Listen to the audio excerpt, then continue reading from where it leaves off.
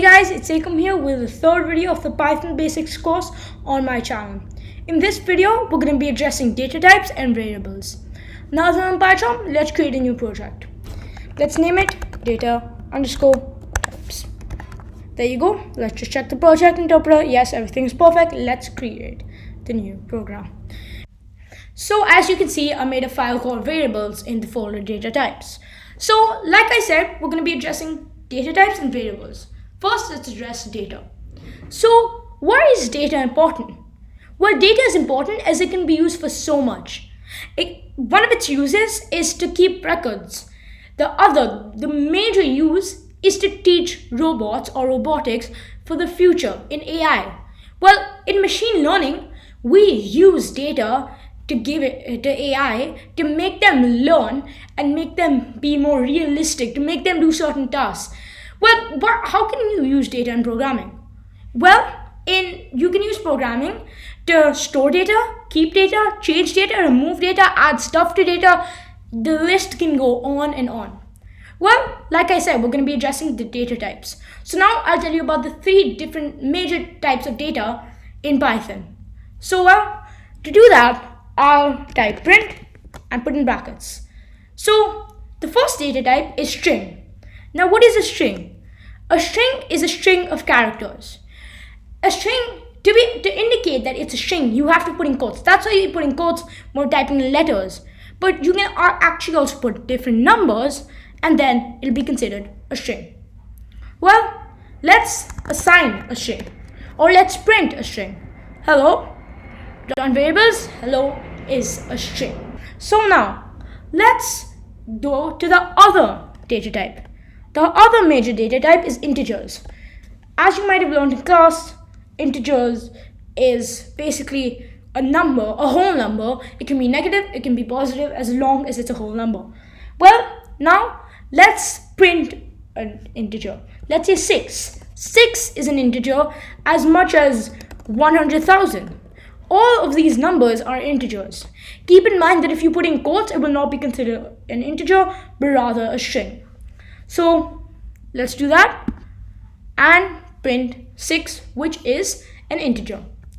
Now let's go to the other final data type.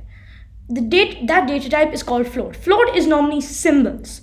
So again, like in integers, if you put in quotes, it will not be considered a string, but it will not be considered a float, but rather a string. But as you can see, this is actually a float. So what's the point of keeping data in Python? Well, like I said, you can store data, change data, add data, and remove data. So first we need to assign data and store data. Where do we store the data? In things called variables. Now what is a variable? Like I said, a variable is something where you can store stuff. Store a string, an integer, or a float. Well, now let's assign a variable.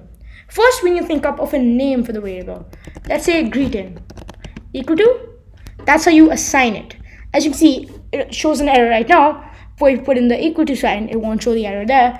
But once we type in the greeting, as you can see, we stored the string hello inside the variable greeting.